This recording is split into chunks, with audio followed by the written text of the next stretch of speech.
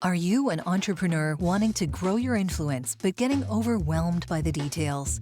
Check out the Resilient Events Show, where co-hosts Marissa Calley, head of production at Be Present Events, and John Harris, founder of Buzzit Event Sites, talk strategy, technology, and execution for using podcasts, live streams, and events to establish expertise in any industry. Don't miss Resilient Events, only on 100 TV. Hey, welcome to the Resilient Events Show. I'm John Harris, co-founder of Buzzit Event Sites, and with me is the amazing Marissa Calley. Would you like to introduce yourself? Thanks, John. Yeah, we're back. Resilient Events. I love this show. One, I love our prep. So hopefully we'll do one live show where you actually get to see like us brushing our hair and talking about things back behind the scenes. But yeah, super excited for today's episode. I'm on track. I think it's good to, hopefully we'll be able to show that sometime where it's like, oh, we're totally prepping and getting aligned and then, hitting record. So how are you? Things are good. I'm in my new office, but it's only halfway built, so I feel a little bit out of place. I actually sent Marissa a photo of my setup. It is like a standing desk that is a chair literally on a desk, and it's terrible. I'll maybe on the show notes later, or I'll post a picture of what this looked like. Yeah, that's I mean, hey, any way to get it done. I think it looks good though. You don't see behind the scenes, so yeah, my office is also still in progress, but we're here. So you're watching Resilient Events on 100 TV. I have to plug our network, obviously. And today we're talking about why you should live stream your in real life event. Right. Or IRL, as as the young kids like to say. IRL. And so the first topic here, we just want to talk about like, what do we mean? Yeah. And so talking before the show, we both kind of came to the conclusion that hybrid means too much, so much that it doesn't mean anything. And it kind of destroyed people's concept of having like a remote audience for an in real life event. Yeah. I mean, hybrid could be a car. Like it could be like many different things. Once the pandemic hit, everyone was like, oh, we're going to do hybrid events, or we're going to do something. Once people started getting back in person, they were like, we're going to do hybrid events. And that was the buzzword, almost like rock star guru that is in marketing, like all of those things, authenticity, those buzzwords that kind of just make you cringe. Yeah, it means too much. So we're going to try to take it back to what it was. Yeah, and it means something like kind of scary. Like it means like if you Google hybrid event guide, you find like 50-page documents. They're like, you need a $500,000 product and you need to plan for a year and blah blah blah. And it doesn't like that. It really goes too far for what the opportunity is that a lot of people have in front of them if they would get back to what you've been doing for many years. And producing a quality stream and having a remote audience. Yeah, I mean, we talked a little bit about this prior, like hybrid. When someone comes to me and says they want to do a hybrid event, I still always go back to what's the audience experience, because it can be very, very simple of just putting a video feed into your event like you're streaming, or it could be like a whole interactive, multiple sessions, all of that. And I think that buzzword has really got everyone wanting to do it, but not understanding, again, like our first couple episodes, like what is the purpose? Why do we need to have a live stream, or why might you want to have a live stream of your event? So it's a cool place to be in, because I know that people come to me and to you to like say that they want a hybrid event, but we can guide them in the right way. So hopefully we'll be able to do that in this episode. Yeah, absolutely. And yeah, for me, like for a smaller event, and we mostly work with like speaker events, like TED Talk style events where it's a whole bunch of people on stage and mostly single track. So like every audience member is watching the same thing at the same time, right? For us, for us, a hybrid event means having that content be streamed, but then also have it be interactive. So the people that Right. are watching aren't just watching a straight video feed, which probably won't keep a lot of people around for too long. Mhm. But if you can allow those people to interact with the people on site and the speakers, then all of a sudden you've created some really a really rare and like I want to say like niche or niche Yeah. in the USA Niche. niche piece of content that people can't get anywhere else. So if you're Mhm. running an event like that, it's really a major opportunity at your fingertips to expand your reach and to make it accessible to people who couldn't be there. Yeah, I think the key word you're saying here is also accessibility, because there are a lot of people that are overwhelmed with events these days, and they can't either travel to an event, or they just can't make it, or maybe they just budget wise. But I think a lot of people miss the fact that they can live stream. I mean, think about pre-pandemic events. Did you ever watch a live stream of a sports match, or like school wrestling match or church service prior Right? to pandemic? Yes. Funerals were live Yeah, streamed as well. funerals. Yeah. Yeah. And those are all like what they would call now hybrid event, because there Yeah. is some interaction with the at-home audience and the in-person speaker or presentation, whoever's doing Right. that. But So, importantly, that was always achieved without a $500,000 product and oh a yeah, year of planning, right? yeah, right. It's like you figure out a quality experience for the offsite people, you set it up, and it Hmm. goes. And it's not Yeah. it's just not as complicated as what people talk about when they're talking about hybrid events. Yeah, there is some technical side involved with that. It does require you understanding softwares and really also understanding the marketing aspect of it, because sometimes people will just live stream an event and not consider the branding that Yeah. people are watching. And that's like, could be a logo or like some like banners or whatever, if there's some type of inter interchangeable items there. I think that's definitely something that people don't think about when they're live streaming, or they were not before, and now they have to, because there are a lot of people live streaming, Right. and you have to make it unique. So, Right. But so I think so first kind of like major segment here to mhm, give like an outline of what we want to talk about today. I think we've yeah. kind of cleared up, hopefully we didn't want to just talk about hybrid events in general, like a specific type. Mm, So like going from just an IRL event into mhm, also having a remote experience, right? So that's what we're talking about.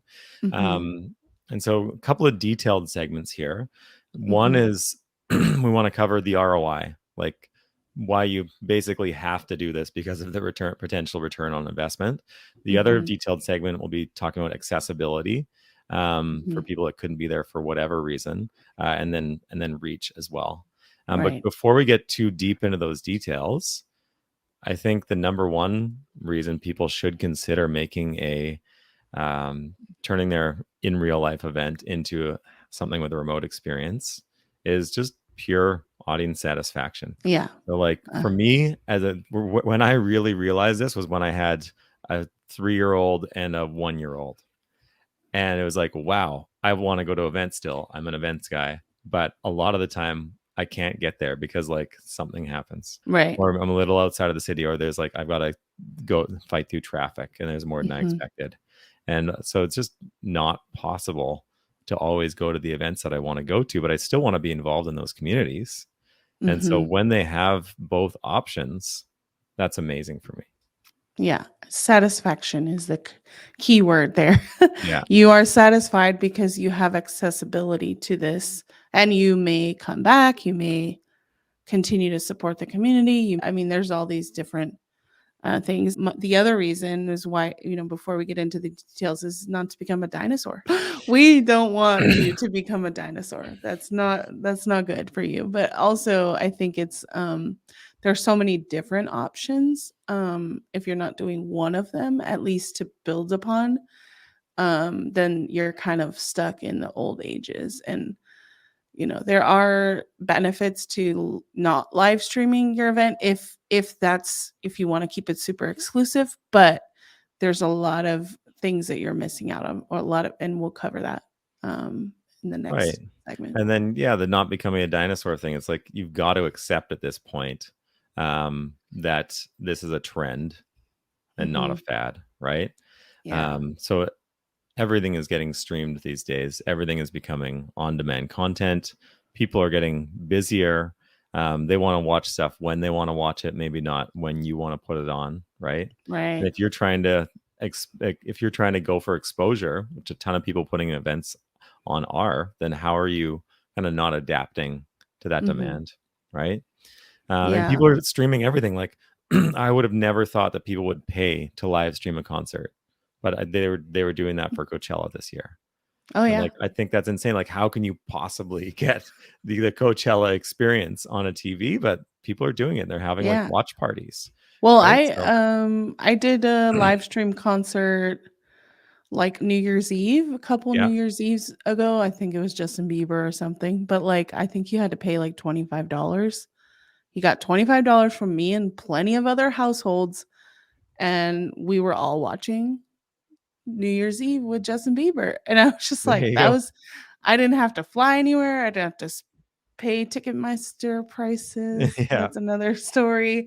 But, it's just, I think that, that was a good point, because it's the accessibility for that. And who knows? I mean, I would love to know the ticket revenue for that. Right. Because even though it's a different experience, I think it was. But that's definitely a good counterpoint to people say, but you just can't recreate the experience. Well, if you can recreate concert to where people are willing to pay, I think you can recreate a TED Talk. Exactly. But final item on the trend is just like, the shift to remote work. So many people, I think, including yourself, moved the heck out of the city. Yes. Sometime around the pandemic, because it's just like, why do I need to be there anymore? Right. If I can be fully online, then I want to be fully online. Well, and like even in my role, I'm able to see that there's a lot of live streaming events that I never had access to be able to go in person, like in different cities. It's not just the fact that it's 45 minutes away in Nashville now, but it's like I can go into a different country and watch some, and get access that way. And then if they have the right style for me, like I could network, I could make connections in a different country. So it's super awesome. I love it. Let's see. Next item, we want to talk about ROI, right? Planners, people paying for events, they all want to know about ROI. What's the money we're making here, right?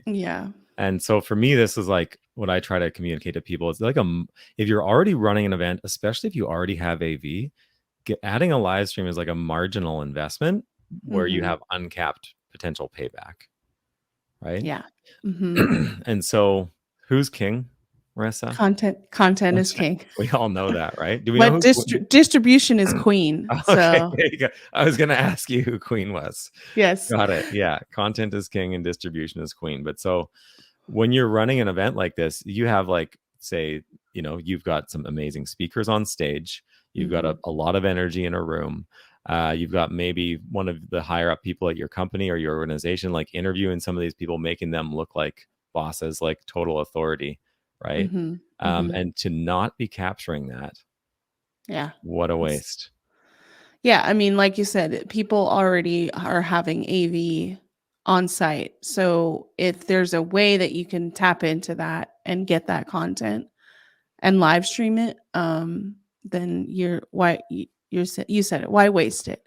And how that looks, I mean, that's another whole episode, the style, the format, all of that. But we just want to talk about why wouldn't you consider some type of live stream here? And then the amazing things you get to do with that after you've captured it, right? So number one thing is for content repurposing, right? So first there's fractional content, right? Do you want to go into detail about that? I love that part, because I think when someone, even now, when someone's promoting an in-person event, I always give them the opportunity to kind of build in some promotional content that's short form.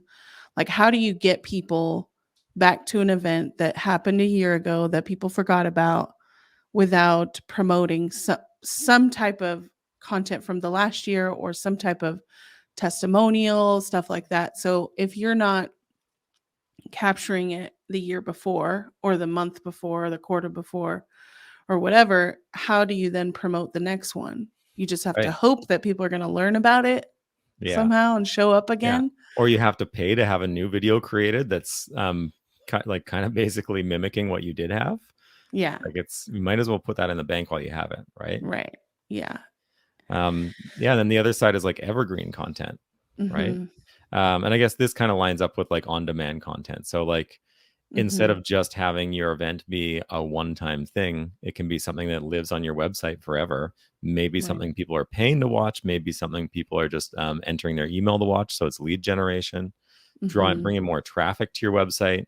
If people are watching like a 1 hour keynote or something on your website, Yeah. the time on your site, the average time spent on your site will increase, and so that puts you up higher in the rank for SEO as well. Right. Like the more things you can have people doing on your website, the better it is for all those different avenues. Yeah, and I think I'm going to use an example here because I do these quarterly webinars. They're like focused on diversity and inclusion and diversity, equity, and inclusion, DEI webinars, and they get like these really well-known in the community speakers to talk about specific issues related to that nonprofit, and they're not always going to be in the room next month. You can't get like 5 key people in a room every month to like talk about your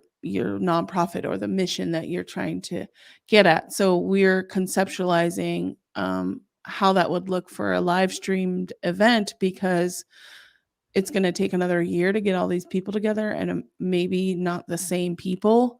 And so why wouldn't we just have that live streamed event, even if it's not a full 50 breakout sessions or whatever, but there's a live stream of the event. So that can also be, like we said, repurposed or put on their website for people to access later on, because you're not going to get those same people in the room again. But that's evergreen content for your website. Right? Yeah, absolutely. So that's like what you can do with it once you've captured it. And the other thing is just like the live differentiation or what you can do during the event is just make a heck of a lot more revenue, which is key.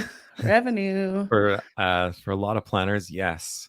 So tickets, like it allows you to offer so much more, overused word, but just a diversity of types of packages. Right. And so I have a business degree, so I'm a super econ geek. So we call this it's perfect differentiation, perfect price differentiation, right? So where you're able to offer every single person exactly what they want, you'll be able to get more money altogether, right? So you could offer, for instance, just in-person access only. Maybe that's one of the higher price tickets. Maybe you can offer live stream access only, or some people will allow free access to the live stream but charge for the replay. And that actually has a really good, like, I've been surprised to learn for some people that is how they're making the most out of it, because they put on this event and it's free for people to show up. So it makes it easy for people to show up and watch the live stream. Right. But then they make the recording only available if you've paid. And people start hearing so much interesting stuff during the episode that like the whole episode is almost like a sales pitch for itself. Right. And so people end up paying for that live stream after, or paying for that recording afterwards. I mean, that's a good strategy, because I feel like if you're when I'm at conferences, I'm like, I got to look at my notes. That was really good, but like I can't replay it, or I can't go tell them to repeat themselves because the session's over. Yeah, no, it's a really good one, because it allows, people are still paying the ticket price, but they're paying it afterwards. You're exposing, you're getting the best content out to more people, and then more people end up seeing the value, right? Right. So it's an Right. interesting way to get it done. But then there's any other way that you can combine those between in-person live stream and the replay, right? Yeah.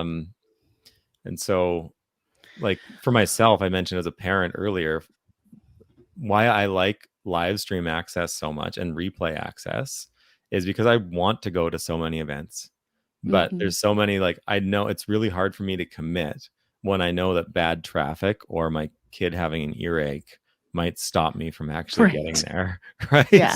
Yeah. It's like, so it stops me when I get to the checkout screen. I'm like, oh, will I make it? Like, I don't know. But if I know I can have live stream and replay access, for me, that's like event insurance.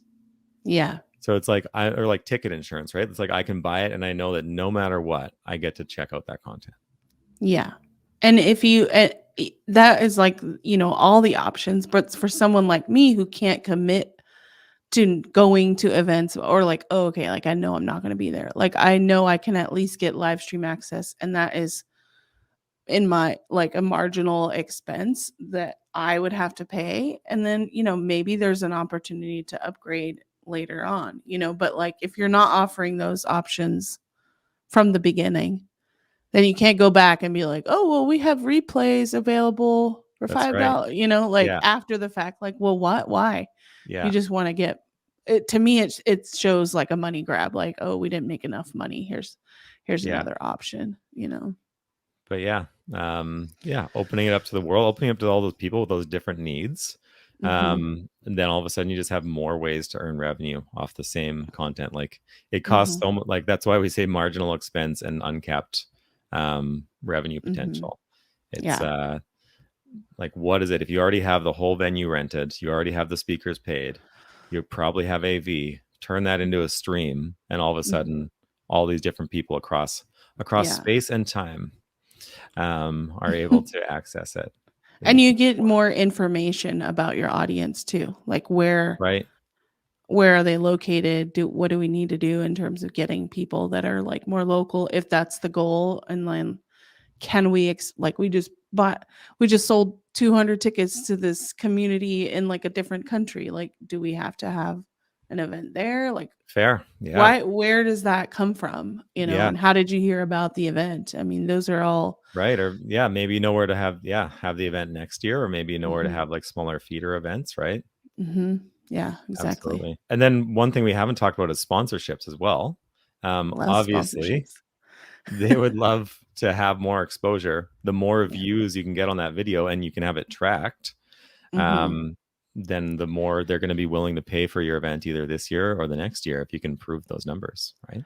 Right, exactly. And they're, in a normal live stream that's like, a weekly live stream, there's all these opportunities for like space, whether it's a commercial or like, if it said Resilient Events was sponsored by up on our, stream, like it's real estate for sponsorships that you wouldn't have if you didn't even have a live stream. Real reason that I've heard a lot of people live stream is just the number one reason it's the right thing to do, because it makes it accessible to more people, essentially, but people that couldn't be there. So we worked with Startup Edmonton in May last year for their first hybrid event, and they had a really funny venue at that point. Their place, like, it was up like literally 3 flights of stairs, and there was no elevator because it was a 100-year-old building. And so like it was in a small room, so they could only have 50 people, and they knew they had more demand than that. And so they worked with us to set up a live stream and a remote experience, so that they could make it available to every member of the community, and just in general more members of the community. Right. And I mean, that's number one. A lot of businesses and companies talk about, having all of the, equal access to all of this stuff. And if they're not considering that in their strategy in terms of accessibility, then they're missing the mark there. I mean, they're going to be a dinosaur. Right. That's what's going to happen. But someone like you and myself are like, we're time poor. Like, okay, like this event might start at 5, but like you have to like pick up your kids at like 4 and then get home, get them fed, and get like, you can't, but you could sit down have dinner with your partner and then, and then watch a live stream or interact in that way. And I think Yeah. it's super, I think that's one of the reasons why I love live streaming in that sense, because I know I can access things if I really wanted to. Um, all the different style of content. I don't have kids, but I commute to the city a lot, and my schedule sometimes I can if I'm driving to the city one day, in 1 week I can waste like 6 hours just in the car. Whoa. Yeah. If I'm going more than 2 days, right? Because there's traffic and all the stops and stuff like that. Yeah. And how much time are we wasting with that? So totally. And then I think the biggest magnitude of like disadvantaged people in North America and the world, the economically disadvantaged, they are often the most time poor. And for them to, if you don't even have a car and you're living out of town, to get into the city to get access to that event, that might just be completely off the table for you. But if you can create that live stream, maybe that's something that people can watch while they're commuting, right? Maybe it's something they can watch while they're in between jobs or whatever they're doing. Right, exactly. And I think that, that pushes, the reason why you and I do events. There's a mission behind all of these events, and most of the organizations we work with have really passionate communities, but also like they need to focus on those communities that don't have access yet, like that, like because of an economic, I live in the country. I don't know if many people know what I do because it's just accessible. Like they don't have events like this around town, like what's going on? But it brings up a lot of feelings on that because, there's a lot of people that are not connected the way we are. So hopefully we can change that. And also physical disability, even not, maybe not something permanent, but maybe short term, like you rolled your ankle, like you can't drive, like it's got to be an option. Or, there's some physical medical things that prevent you from traveling. You can't do that. It's another reason why to live stream your event. There you go. But so I think so. Final couple minutes here of this show. Most important for our episodes, how does this make us more resilient? We start live streaming, we get good at that. How are planners more resilient? Oh man. Well, I think I would go back to the first point of like being not being a dinosaur. This is not a fad. Dinosaurs aren't resilient. Dinosaurs are extinct. So we're here to give you some tools and things to think about when it comes to events, but also like John said, it's a trend. It's not a fad. It's not going away. So thinking about live streaming your event is going to make you more resilient in the marketplace, because you're only going to, if you just do it, right? Like you might want to work with a planner like myself or John or anyone in this space to kind of figure out what would be best for you just to get the baseline. But the next time you do it, you just get better and better and better. And that will make you more resilient in the event space, or in the event space, even if you don't want to be in the event space. Because you got to be. Events are content gold mines. Totally. And I think that sets up our next episode well, is like, how do you get started? Because that's what's important, is not being just a planner, but also be a doer. And best way is to try it and then do better next time, right? And so next episode, we're going to talk through how to live stream your in real life event. And most important step there will always be taking the first step. Yeah. Oh, yeah. That's very profound of you, John. I can't wait for the next one. I'm full of this. Yeah. I can't wait for the next one because I get to talk more tech stuff, which is my wheelhouse. So make sure you tune into the next episode of Resilient Events on 100 TV. And we are live every Monday at 2 p.m. Eastern. Looking forward to it. Till next time. Bye. Bye.